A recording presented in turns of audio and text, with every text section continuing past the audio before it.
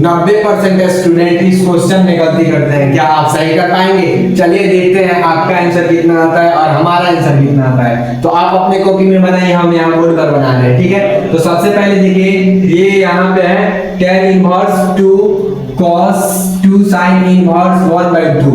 अब sin into sin inverse के जो थीटा है इसका 1/2 है। अब देखिए हम 1/2 को क्या लिख सकते हैं, तो हम लिख सकते हैं अगर sin के फॉर्म में लिखना चाहेंगे तो 1/2 कितना का मान होता है, तो sin 30 डिग्री का मान होता है। और हम लोग 11th 12th क्लास में आ गए हैं तो यहाँ डिग्री में नहीं रेडियन में लिखा जाता है। तो 1/2 को हम क्या लिख सकते हैं, sin π/6 इक्वल टू 1/2।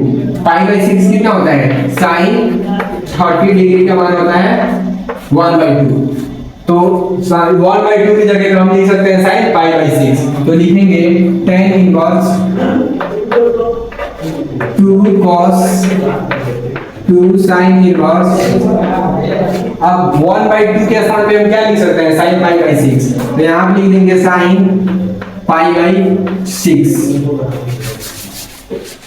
अब लिख दें sin π/6। अब sin का जो रेंज होता है वो रेंज कितना होता है, -π/2 से π/2 इस sin का रेंज होता है और ये क्लोज ब्रैकेट के अंदर होता है।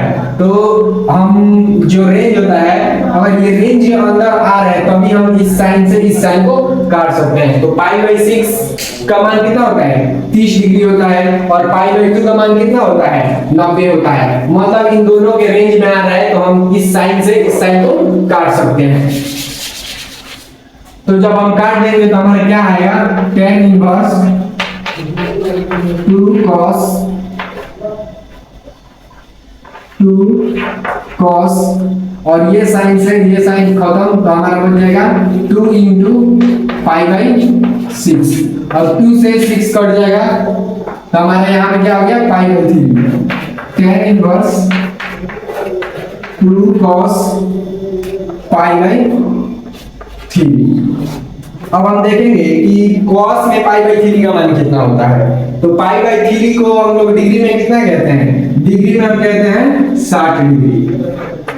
60 डिग्री को π/3 कहते हैं। और cos में 60 डिग्री का मान कितना होता है, 1/2 होता है। तो हम इसके जगह पे इतना के स्थान पर हम क्या लिख सकते हैं, 1/2। तो हम लिखेंगे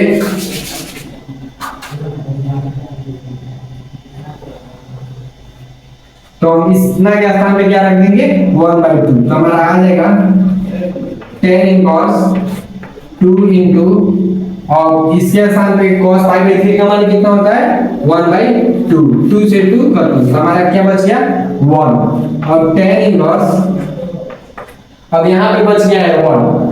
तो 1 को हम tan के फॉर्म में क्या लिख सकते हैं, tan के फॉर्म में हम इसको लिख सकते हैं tan π/4। tan π/4 बराबर 1 होता है। मतलब tan 45 डिग्री का मान कितना होता है, 1 होता है। 45 को रेडियन में π/4 लिखते हैं। तो हम इसको लिख देंगे जो है tan इनवर्स 1, तो 1 को लिख देंगे tan π/4।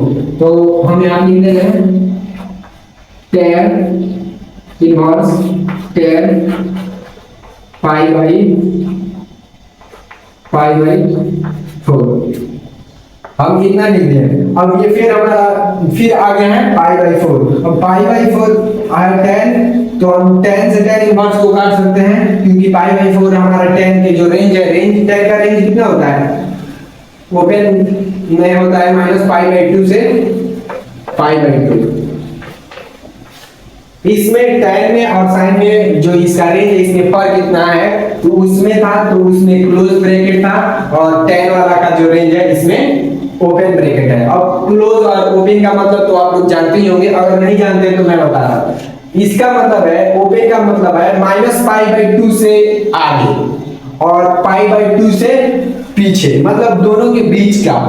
और इसका मतलब है जो ये साइन होता है -π/2 से π/2, इसका मतलब होता है ये शामिल है, इसमें -π/2 भी होगा और π/2 भी होगा।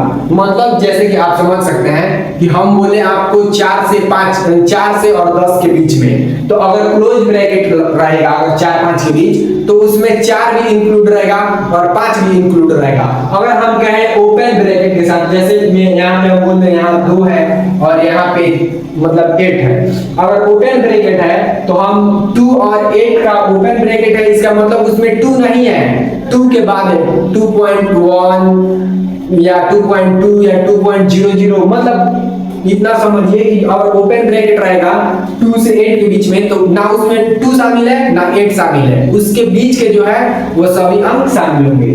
तो इस ओपन का और ये क्लोज का मतलब ये कॉन्सेप्ट है। तो यहाँ पे अब जो tan π/4 है तो tan π/4 कितना होता है, tan π/4 45 डिग्री होता है, 45 डिग्री, और π/2 कितना होता है 90 डिग्री होता है। अब 90 डिग्री के बीच में ना ये है 45 डिग्री, तो हम इसको काट सकते हैं। तो ये कट जाएगा हमारा, जब ये कट जाएगा तो हमारा क्या बच जाएगा फाइनल आंसर π/4, यही हमारा आंसर है।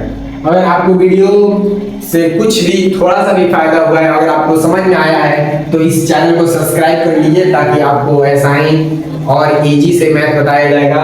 इससे इजी कोई नहीं बता सकता है, बिल्कुल एक बार और भी हम रिपीट कर देंगे। अगर आपको समझ में नहीं आएगा तो कमेंट बॉक्स में बताइएगा, हम जब 9th क्वेश्चन को सॉल्व करेंगे तो एक बार और इसे एक्सप्लेन कर देंगे अगर आपका कमेंट आया तब। Thank you.